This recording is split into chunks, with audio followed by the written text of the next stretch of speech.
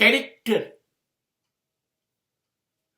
is really flexible. You can change it anytime. You can improve it.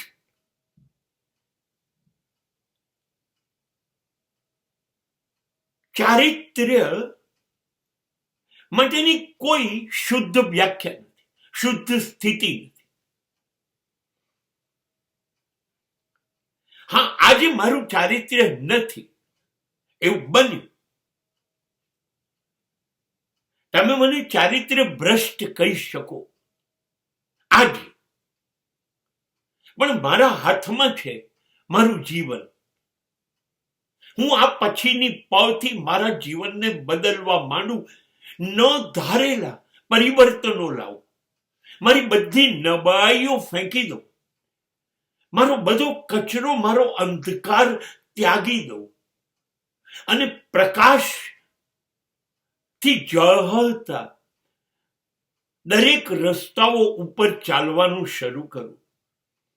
સદગુણોને આમંત્રણ આપો, સદગુણોથી ભરેલું જીવન જીવવાનું શરૂ કરું. આખું વ્યક્તિત્વ બદલાઈ જશે, આખું વ્યક્તિત્વ. અને હવે સમાજ મારો ભૂતકાળ ભૂલી જશે. મારું ચારિત્ર્ય બદલાઈ ગયું.